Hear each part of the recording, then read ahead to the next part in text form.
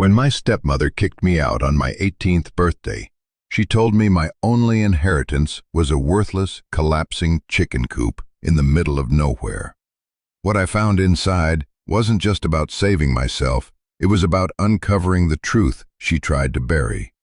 If you've ever felt written off or underestimated, this story is for you. Hit that subscribe button and stick with me, because we're going to talk about finding value where no one else thought to look. The door clicked shut behind me with the sound of a guillotine. It was a heavy oak door, one my father had chosen years ago, back when this house was supposed to be our fortress. Now it was just the period at the end of a sentence I didn't get to write. I stood on the manicured flagstone path with a single duffel bag at my feet and an envelope in my hand. Inside the house, I could hear Sandra on the phone, her voice a low, triumphant murmur. She hadn't even waited for me to be off the property. The air was cold for May, a thin, biting wind that snaked under the collar of my jacket. It was my 18th birthday. For 2 years, since my dad died, I had been living on a countdown. 2 years of being a ghost in my own home.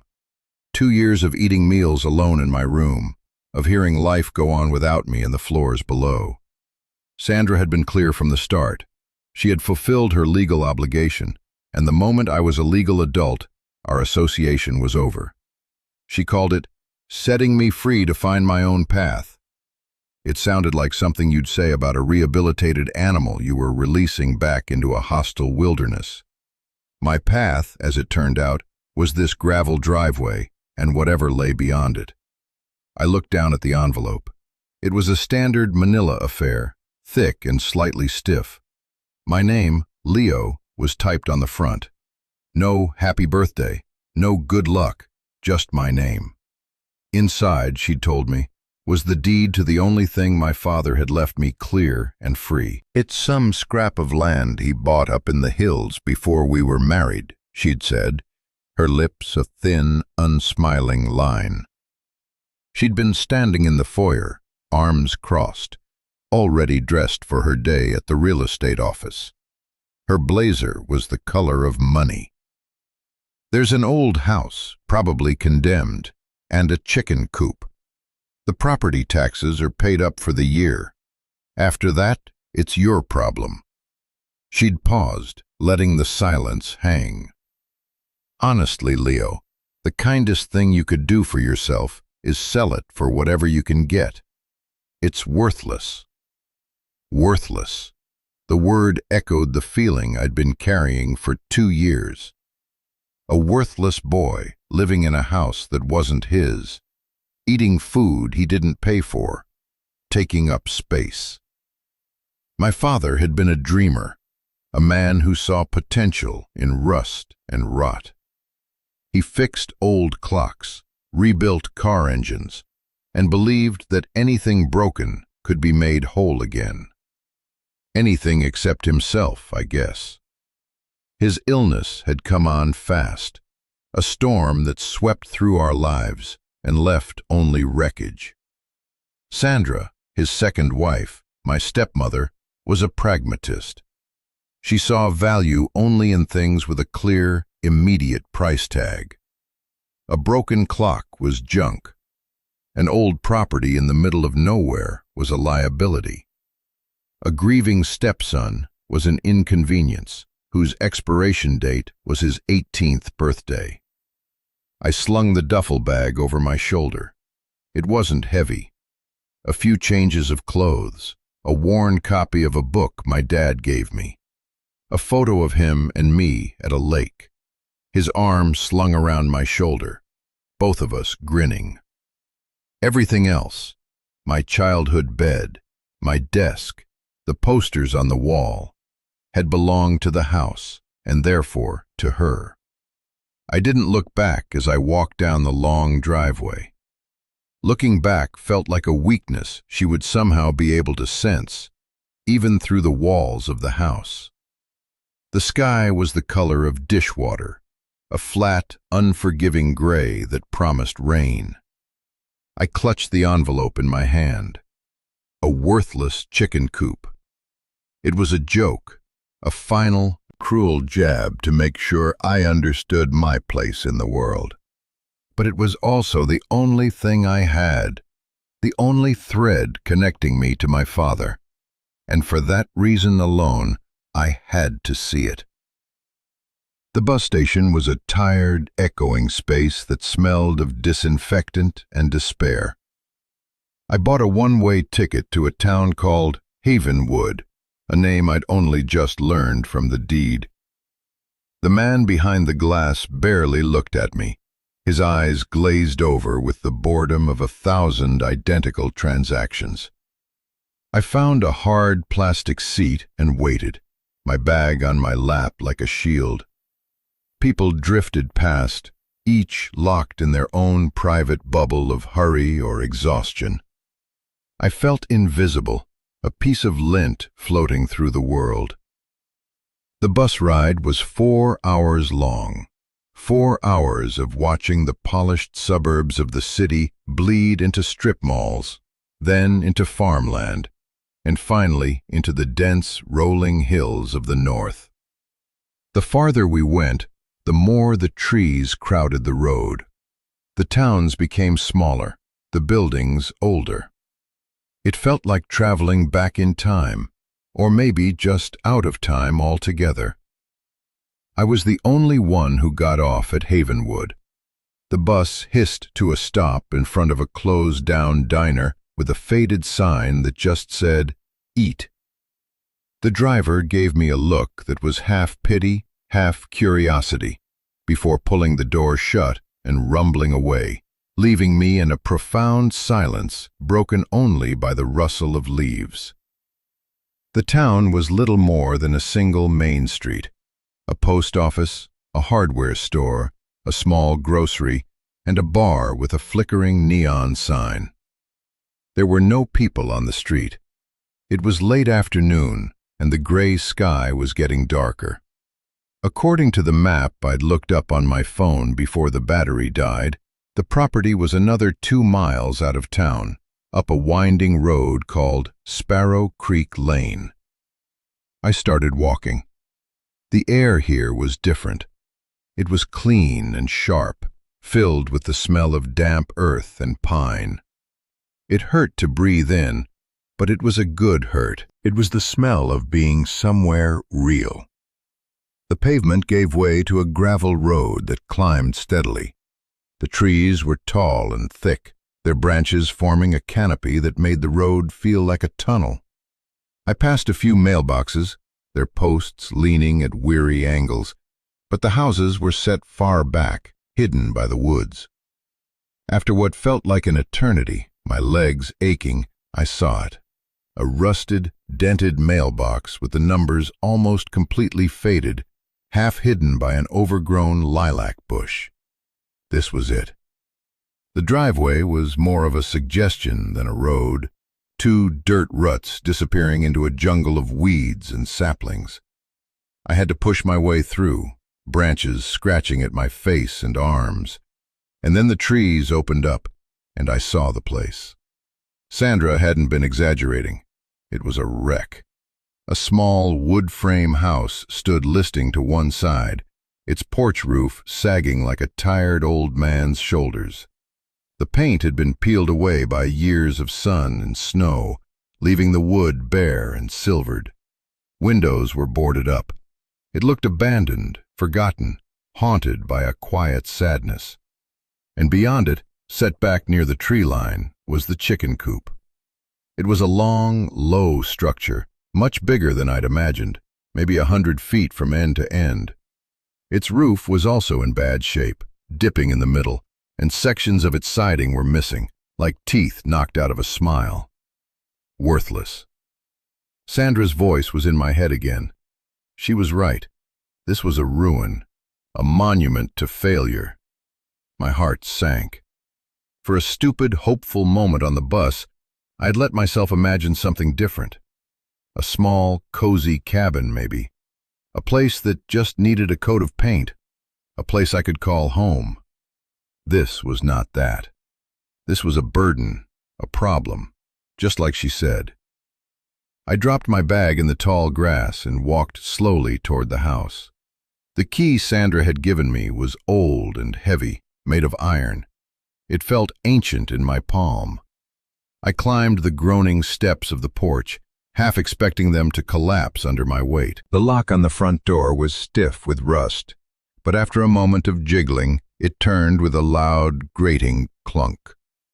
The door swung inward on a single protesting hinge, opening into darkness. The air that rushed out was thick and musty, the smell of trapped time, of dust and decay, and the faint, sweet scent of mouse droppings. I stood on the threshold, letting my eyes adjust. There was no furniture. The place had been completely stripped. The only things left were dust bunnies, cobwebs, and the ghosts of where furniture used to be, visible as lighter squares on the grimy wooden floor. Sunlight filtered in through the cracks in the boards over the windows, cutting sharp golden lines through the gloom. I walked through the small downstairs rooms, a living area, a tiny kitchen with a rusted sink, a bathroom where the linoleum was peeling up in yellowed curls. Everything was coated in a thick layer of grime. It was hopeless. I felt a wave of despair so profound it almost buckled my knees. She had won. Sandra had given me this ruin to break me, to prove that I, like my father, was destined for failure. I could almost hear her laughing. I backed out of the house, not wanting to breathe that dead air for a second longer, and stood on the porch, my hands on my hips, my gaze falling on the chicken coop. It was the centerpiece of this disaster, the punchline to the joke. I thought about just turning around, walking back to town, and trying to sell this deed to the first person who would offer me $100 for it. Use the money to buy another bus ticket, to anywhere. But something stopped me. A flicker of defiance, or maybe just loyalty. My dad bought this place. He saw something here. He wasn't a stupid man. He was a dreamer, yes, but he wasn't a fool. There had to be a reason. I owed it to him to at least look, to see the whole of my inheritance before I declared it worthless. I walked across the overgrown yard, the wet grass soaking the bottoms of my jeans. The coop loomed larger as I approached. Its main door was a wide sliding affair, hanging crookedly on its track. I had to put my shoulder into it, grunting with effort, to shove it open a few feet. I peered into the cavernous darkness within. The smell hit me first. Not the sharp stink of chicken manure I'd expected, but the deep, loamy smell of earth and old dry wood, and something else, something faintly herbal, like dried hay. It was dark, but not completely. Light filtered through the gaps in the roof and the missing slats in the walls, creating a cathedral effect, with dusty beams of light illuminating the vast, empty space. The floor was just packed earth. Down the length of the building, on both sides, were rows and rows of nesting boxes, stacked 3 high. Hundreds of them. Little cubbies where generations of hens had once laid their eggs. It was quiet. So quiet. The kind of quiet that feels heavy, like a blanket. I walked slowly down the central aisle, my footsteps silent on the soft dirt floor. Dust motes danced in the shafts of light. It was peaceful in a strange, sad way. A barn built for life, now empty. I ran my hand along the edge of one of the nesting boxes. The wood was smooth, worn down by time. I looked inside one of the cubbies. It was empty, save for a bit of rotted straw. I looked in another, the same.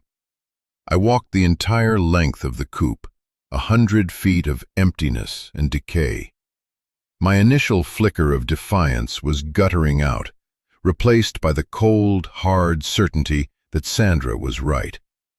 There was nothing here. Nothing at all. I was about to turn and leave when my foot kicked something on the floor. I looked down. It was a small, rusted metal toolbox, the kind my dad used to keep under the sink. It was half buried in the dirt. My heart gave a little jump. I knelt down and dug it out. The latch was rusted shut. I carried it over to one of the beams of light and sat on the ground, using a small rock to bang on the latch until it broke with a sharp crack. I lifted the lid.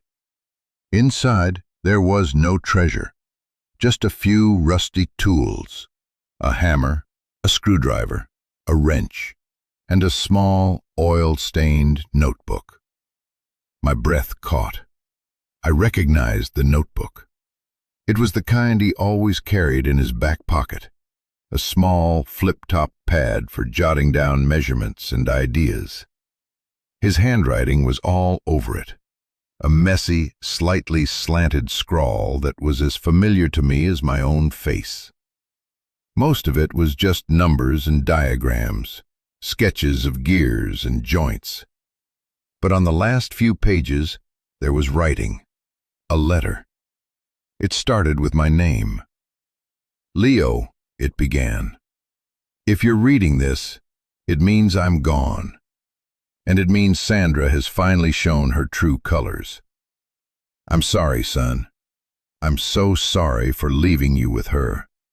I thought I was doing the right thing, giving you a stable home. But I see now that a house is not a home without love. And that woman, she is a black hole where love should be. My hands were shaking. I had to stop and take a deep, shuddering breath. His voice, his actual voice, was on the page. It was like he was sitting right there next to me in the dusty light of the chicken coop. I know she told you this place is worthless, the letter continued. In a way, she's right. As it stands, it's not much. But it's all I could manage to put aside for you. All I could buy that she couldn't get her claws into. I bought it before I got sick, back when I still had dreams of getting out of the city, of having a little workshop, raising some chickens, living a quieter life, a life with you. Tears were blurring the words. I wiped them away with the back of my dirty hand. This isn't your prison, Leo. It's your escape hatch. I know you. You have my hands, but you have your mother's heart. You're stronger than you think. You just need a place to stand, a piece of ground that is yours and yours alone. This is it. It's not much, but it's a start. Don't sell it. Not to her, not to anyone. Not yet. I read the lines over and over again. An escape hatch, a place to stand. He hadn't forgotten me. He hadn't just left me to the wolves. He had been planning, even at the end, to give me a chance. The despair that had been crushing me began to recede, replaced by a fragile, fluttering warmth in my chest. It was hope. I kept reading. There isn't much money. I put what I could into this land, but I didn't leave you with nothing. You just have to look. I was always good at hiding things, wasn't I? Remember our secret compartments? The loose brick in the fireplace? The book with the hollowed-out pages? I built you one last secret. It's here, in this coop. It's a place of new life, son. Remember that. Where new life begins. Look there. Where new life begins. I looked up from the notebook, my eyes scanning the long rows of nesting boxes. Hundreds of them. Little wooden wombs, now barren.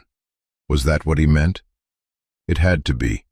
He was sending me on one last treasure hunt, the kind we used to do when I was a kid. He would hide clues around the house, and I would spend hours following his trail, my heart pounding with excitement until I found the prize at the end, usually a candy bar or a new comic book. This felt different. This felt real. I stood up, my body humming with a nervous energy I hadn't felt in years. I went back to the beginning of the aisle and started my search, methodically. I ran my hand inside the first nesting box, feeling the rough wood, the dusty corners. Nothing. I moved to the next one. Nothing. And the next. It was a daunting task. There were so many. I worked my way down the first row, checking each cubby. Top, middle, bottom. My fingers became coated in dust and splinters. The sun was getting lower, and the light inside the coop was beginning to fade, turning the golden shafts into a dim orange glow. I finished the first double-sided row and found nothing. My hope began to waver again. Was this just a metaphor? Was he just speaking poetically about starting a new life? My dad was a mechanic, a man of grease and gears. He wasn't usually one for poetry. No, the clue was real. I was just missing something. I went back to the notebook. Where new life begins. I said the words out loud. My voice sounded small in the vast, quiet building. What was different? What was I not seeing? I walked slowly down the aisle again, but this time I wasn't just feeling, I was looking at the construction of the boxes themselves. They were all identical. Simple wooden cubes, nailed together. Or were they? Halfway down the second row, on the north-facing side, I saw it. A tiny detail, so small I had missed it completely. On one of the boxes in the middle tier, there was a faint pencil mark on the outer lip. A small, stylized L. For Leo. My heart hammered against my ribs. This was it. I reached inside the box. It felt the same as all the others. Empty. I ran my fingers along the bottom. Nothing. Along the sides. Nothing. Along the back wall of the little cube. My fingers brushed against a tiny crack, a seam that wasn't present in the other boxes. I pushed. The back panel didn't move. I tried to pry it with my fingernails, but it was flush. I remembered the toolbox. I ran and grabbed the screwdriver, its rusty handle cool in my sweaty palm. I wedged the tip of the screwdriver into the hairline crack and gently twisted. There was a faint click, and the false back popped inward. It was a secret compartment, just like he'd said. My hands were trembling so badly I could barely reach inside. My fingers brushed against something cool and smooth. Not wood. Metal. I pulled it out. It was a heavy rectangular metal box, an old military-style ammunition can, painted olive drab. It was locked with a small padlock. I sat back on the dirt floor, the heavy box in my lap, and I just stared at it. The last light of day was failing, and the coop was sinking into a deep, velvety darkness. The weight of the box was real. It was solid. It was proof. Proof that my father had loved me, that he had thought of me, that he had tried to provide for me in the only way he could. And in that moment, sitting in the dirt and the dark of a collapsing chicken coop, holding a locked box from my dead father, I didn't feel worthless. I felt found. The padlock was small, but it was sturdy. The hammer from the toolbox made short work of it. A few sharp blows, and the shackles snapped. I paused, my hand on the latch, my heart thudding. This was it, the culmination of my father's last plan. I took a deep breath and lifted the lid. The first thing I saw was a thick, folded oilcloth. I lifted it carefully. Underneath, nestled in more cloth, was a stack of letters, tied with butcher's twine, just like the one in the notebook. But these were thicker. heavier, and underneath the letters, my breath hitched. It was money. Stacks of it. $100 bills, held together with rubber bands. It wasn't a king's ransom, not millions, but it was more money than I had ever seen in my life. I counted it later. It was $50,000. But it was the letters that held me. I untied the twine and picked up the first one. It was written on good, thick paper, the kind he used for important things. His familiar scrawl filled the page. "My dearest Leo," it began, "if you found this, then you are smarter and more patient than I even hoped. I'm proud of you. I need you to listen to me very carefully now. This is more than just a piece of land and some cash to get you started. This is your defense. Sandra knows about this property. What she doesn't know, or what I hope she doesn't know, is its real value. She thinks it's just scrubland. She's wrong." I had to stop reading. My mind was reeling. The real value? What was he talking about? I looked around the decaying coop. It was pitch black now, a void. I had to use the dying light of my phone to continue reading. "Years ago," he wrote, "before your mother passed, we looked at this valley. We dreamed of moving here. We learned something then. The deeds to these old hill properties are ancient. They come with what are called senior water rights. It's a legal term, doesn't mean much to most people, but it means that whoever owns this land has first claim to the water from Sparrow Creek, the stream that runs down this mountain. In a dry state, son, water is more valuable than gold.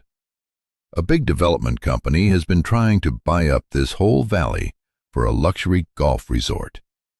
They need the water. They've been buying out all the old families, one by one. But they can't get the water rights unless they get all of them. This little patch of worthless land, Leo, it's the key. It's the one piece they still need." I sat there in the dark, the letter shaking in my hand.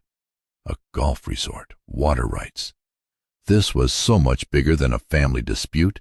This was about corporations, about millions of dollars. Sandra hadn't just kicked me out. She had tried to swindle me. She wanted me to take this worthless property, feel desperate and broken, and sell it to her for pennies. She would then turn around and sell it to the developers for a fortune. It wasn't just cruelty. It was a calculated, predatory act of greed. The coldness of it was breathtaking. I felt a surge of pure, hot anger. It was so intense, it almost made me dizzy. All those years of her quiet contempt, her dismissive sighs, her performance of the put-upon stepmother, it was all a lie. She wasn't just indifferent to me. She was actively plotting against me, waiting to prey on me the moment I was vulnerable. She had been counting on me to fail. The letter continued, his voice calm and steady on the page, a lifeline in my sea of anger and confusion. I couldn't protect the money I had in the bank. As my wife, she would have controlled it all. So I took it out, bit by bit, over the years. This cash is for you to live on, to fix this place up. But most importantly, to fight. She will come for this land, Leo, or the developers will. They won't just let it go. You need help. In this box, there's another envelope. It has the name of a lawyer in Havenwood. His name is Arthur Abernathy. His father was my father's friend. He's an honest man, the old-fashioned kind. Go to him. Show him this letter and the deed. He will know what to do. He will protect you. I rummaged in the box and found the envelope. Arthur Abernathy, attorney at law, it read, with an address on Havenwood's Main Street. My father had thought of everything. He hadn't just left me money and a warning. He had left me an ally, a plan. He had armed me. The last part of the letter broke my heart all over again. Live here, son. Make this your home. That's all I ever wanted for you. Don't let them take it. This land isn't just about money. It's about legacy.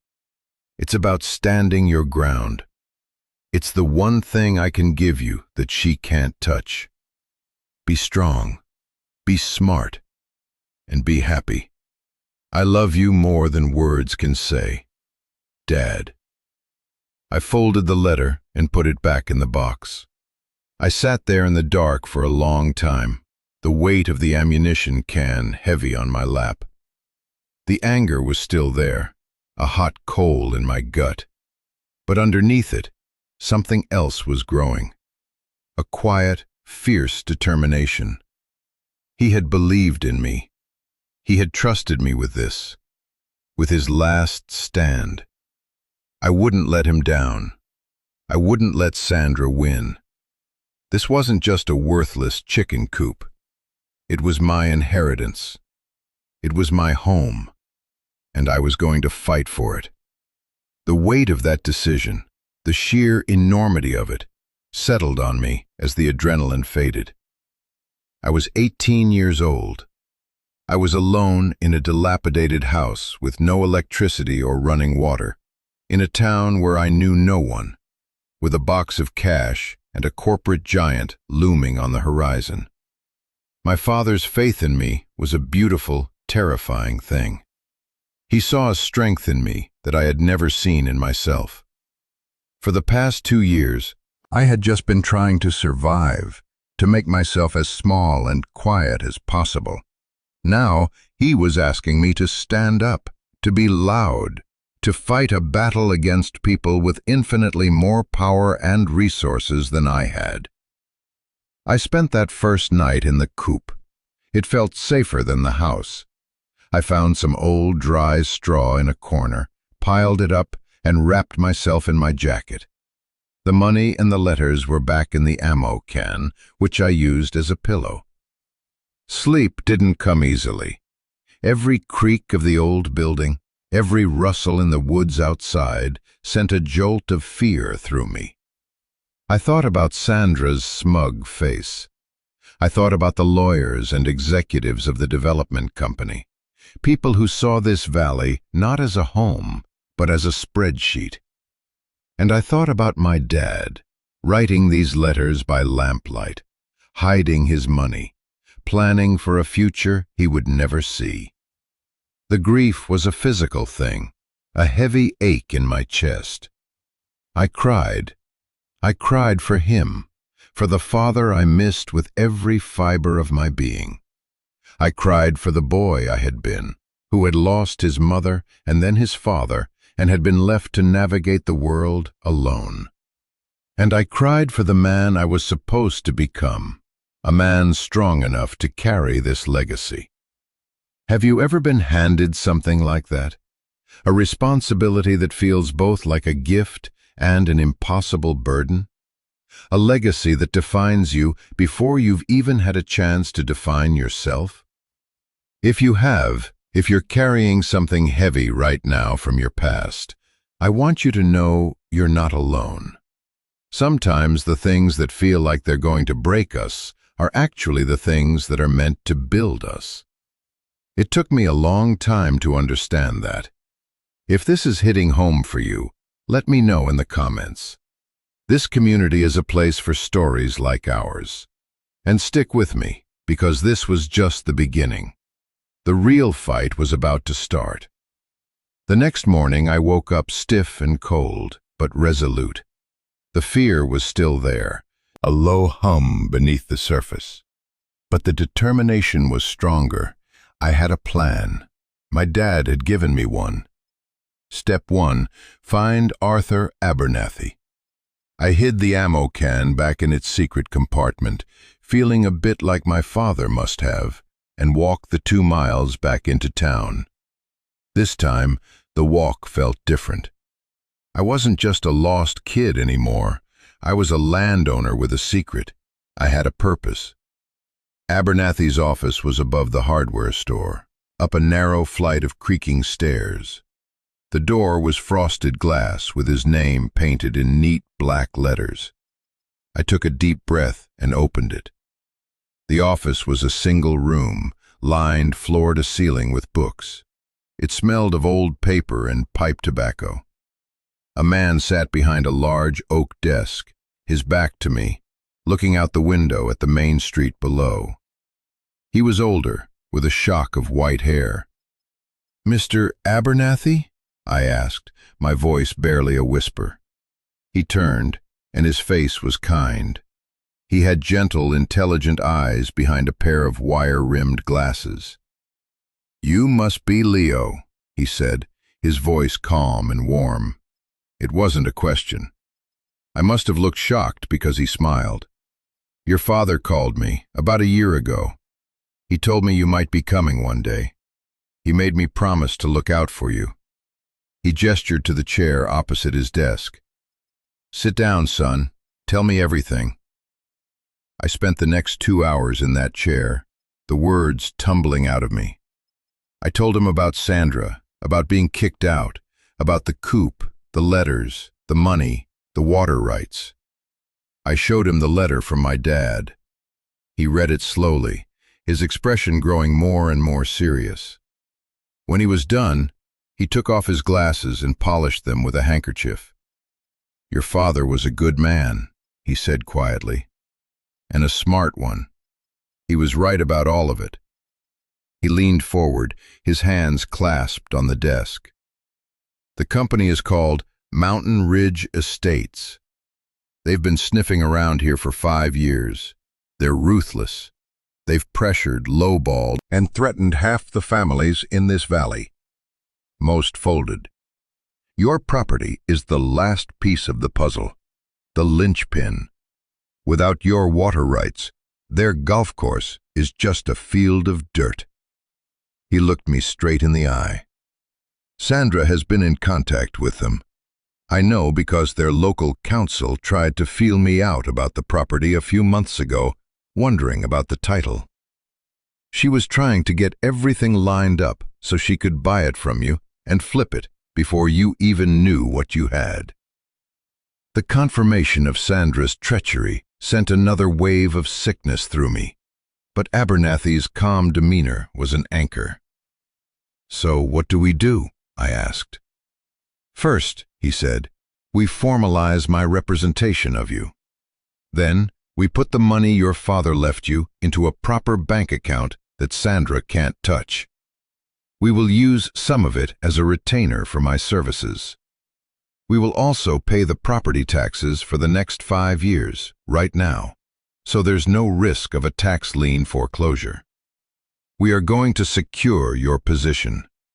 Then," he said, a faint, steely glint in his eye, "we send a letter to Mountain Ridge Estates and to Mrs. Sandra Porter, informing them that you are the sole legal owner of the property and its attendant rights, that you have no intention of selling, and that all future communication must go through your legal counsel. We are going to build a fortress around you, Leo." Hearing him say it, hearing this calm, competent man lay out a strategy, felt like the first deep breath I had taken in 2 years. I wasn't alone in this fight. I had an ally. I had my father's friend. For the first time, I felt a spark of something I thought I'd lost forever. Power. Not power over anyone else, but power over my own life. The choice was clear. I could have taken that $50,000 and disappeared, started a new life somewhere far away from here. But that would have been running. It would have been letting Sandra win. It would have been abandoning the last thing my father ever gave me. "Okay," I said, my voice firm. "Let's do it." The next few weeks were a blur of activity. Under Abernathy's guidance, I opened a bank account, deposited the cash, and paid the taxes. He drafted the letters, and we sent them by registered mail. The feeling of dropping those envelopes into the mailbox at the post office was incredible. It was a declaration of war, maybe, but it was also a declaration of existence. I exist. I am here. This is mine. The response was swift. A letter came from a high-priced law firm in the city representing Sandra, full of legal jargon, claiming she was merely acting in my best interests and offering a generous sum for the unimproved land to alleviate my financial hardship. It was $5,000. We sent back a one-sentence reply. The offer is respectfully declined. A few days later, Abernathy got a call from the lawyers for Mountain Ridge Estates. They were more direct. They made a substantial offer, $100,000, then $200,000, then $500,000. They're getting nervous, Abernathy told me over the phone. They've already sunk millions into this project. Every day they're delayed costs them money. Hold tight, Leo. Holding tight was the hardest part. While the legal battle played out in letters and phone calls, my battle was more tangible. I used some of the money to buy supplies at the Havenwood hardware store. A generator, work gloves, tools, lumber, a propane stove, and a heavy-duty sleeping bag. The man who ran the store, a gruff but friendly guy named Carl, looked me over, then at my pile of supplies. "You're the kid who moved into the old Miller place," he said. It wasn't a question. "Your dad was a good man. Bought a transmission from me once. Drove all the way from the city to pick it up. He helped me load everything into his old pickup truck and drove me and my supplies back to the property himself. He didn't ask for any money for the ride." The work was brutal. I started with the house. I tore the boards off the windows, letting in the light. I scrubbed every surface, fighting back years of grime. I patched the leaky roof, learning as I went, watching videos on my phone at night, powered by the generator. I was clumsy at first. I hit my thumb with the hammer more times than I could count. I cut a piece of lumber too short. But every small victory, every clean window, every sealed leak felt monumental. I was breathing life back into this place. I was making it mine, not just by deed, but by sweat. One afternoon, while I was trying to fix the sagging porch steps, a dusty pickup truck pulled into the driveway. It was Carl from the hardware store. He had a teenage son with him. "Heard you were fighting with these steps," Carl said, grabbing a toolbox from the back of his truck. "My boy here needs to learn how to do something other than play video games. Thought we'd give you a hand." We spent the rest of the day rebuilding the porch. We didn't talk much, but the shared work, the comfortable silence, the simple act of a neighbor helping a neighbor, felt more like home than anything I had experienced in Sandra's pristine, silent house. While I worked on the house, the chicken coop sat there, waiting. It was the heart of the property, the heart of the mystery. Once the house was habitable, a place with a solid roof, clean floors, and a working camp stove, I turned my attention to the coop. It was a much bigger job. Clearing out the remaining debris, the rotted straw, the dirt that had accumulated over decades. It took weeks. As I worked, I thought about my dad's dream. A workshop, chickens, a quiet life. The legal pressure kept escalating. The offers from Mountain Ridge went up. $750,000, then $1 million. $1 million. I stared at the official letter Abernathy showed me, my mind unable to process the number. $1 million could change my life. I could go anywhere, do anything. For a moment, a flicker of doubt entered my mind. What was I doing, living in a shack and breaking my back, when I could be a millionaire? I could just take the money and go. It was a fortune. But then I looked out Abernathy's window at the valley, at the green hills rolling into the distance. I thought of Carl and his son.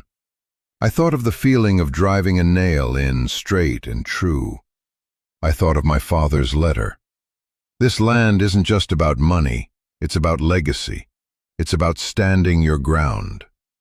He hadn't saved this place for me so I could sell it to the highest bidder.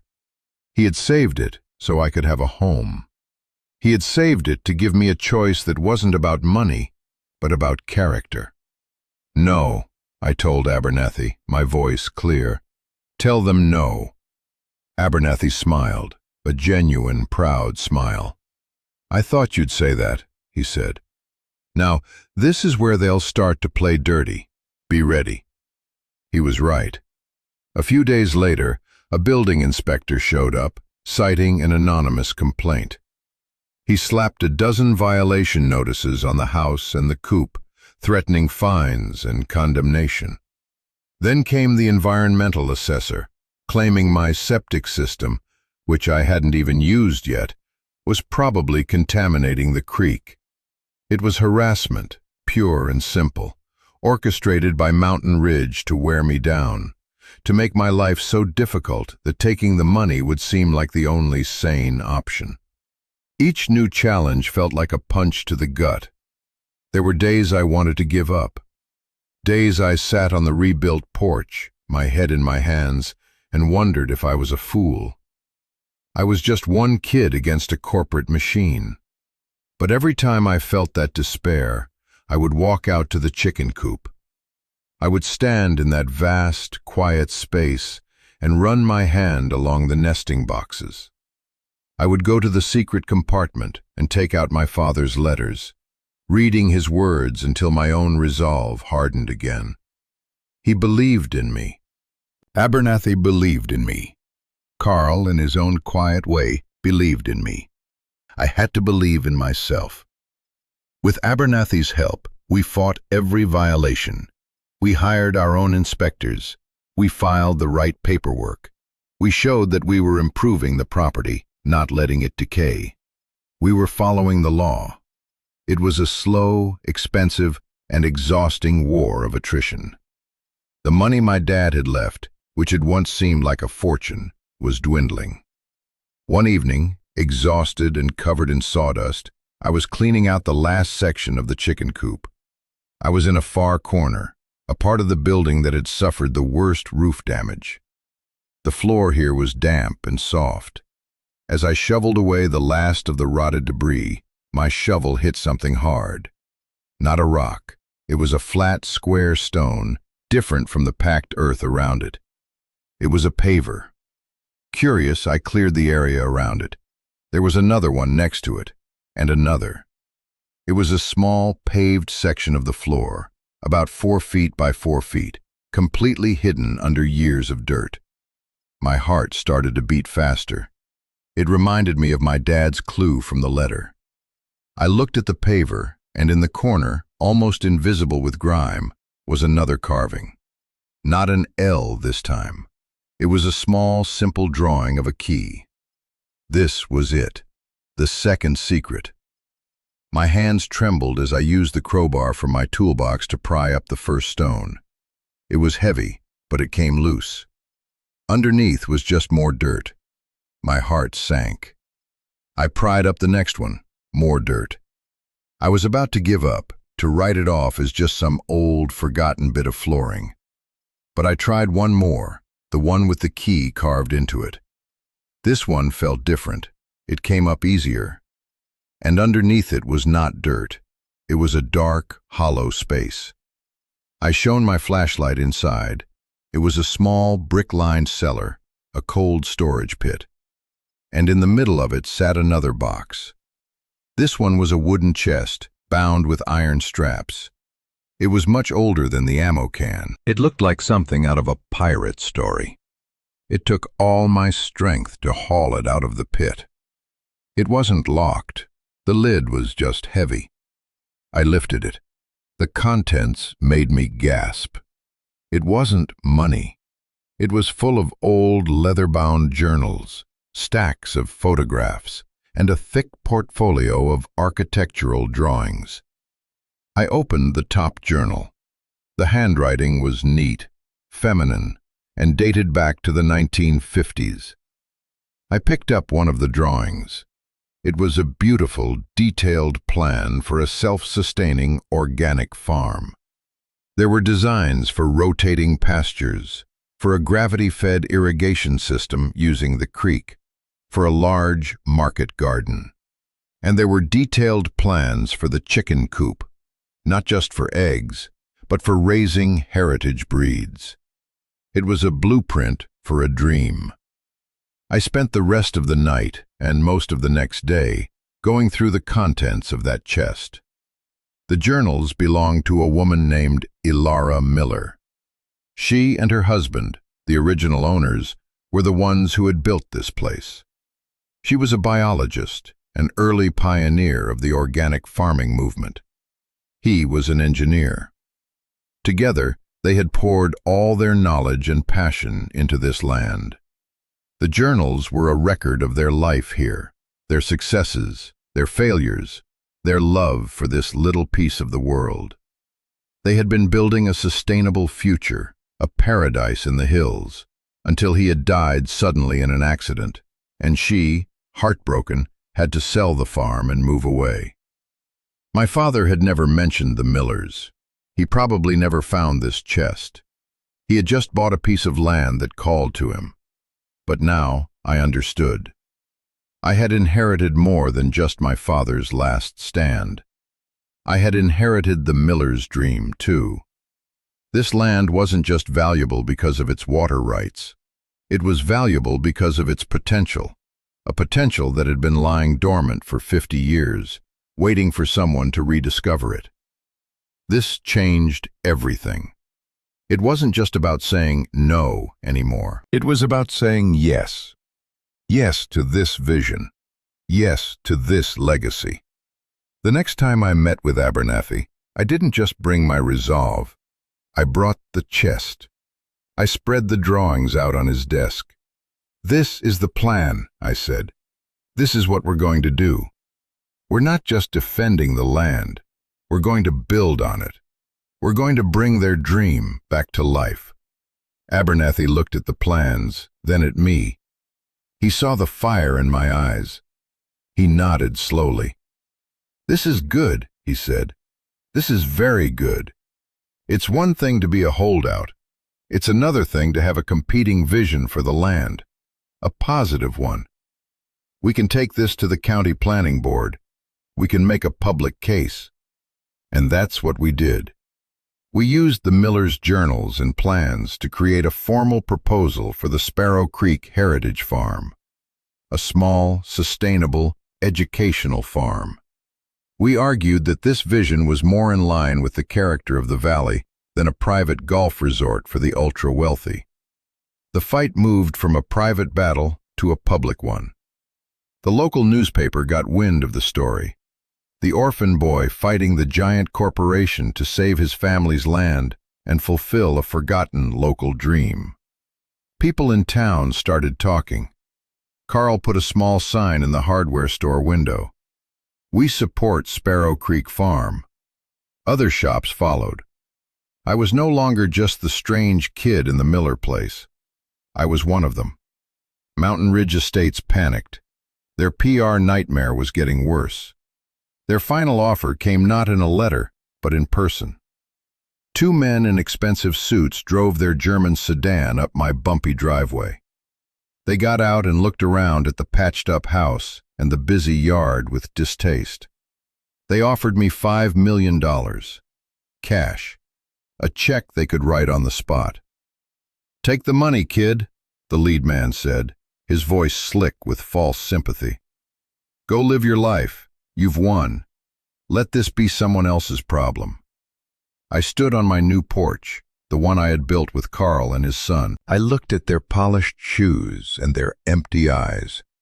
I thought about the $50,000 in the ammo can that had felt like a lifesaver.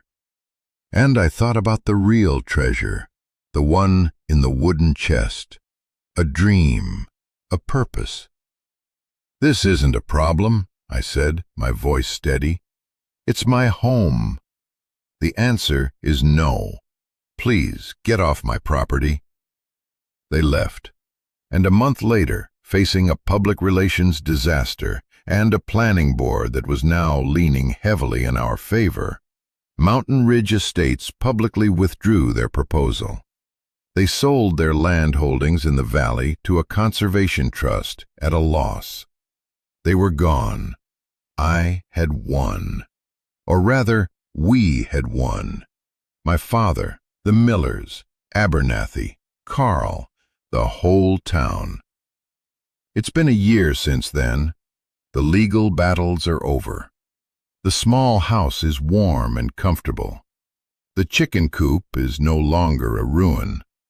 Half of it is my workshop, filled with my father's old tools and my own new ones. The other half is clean and bright, ready for its first flock of heritage chicks, which arrive next spring. I'm working with a local agricultural college to implement the Millers' plans for the garden. The money is mostly gone, spent on legal fees and lumber and life. But I'm not poor.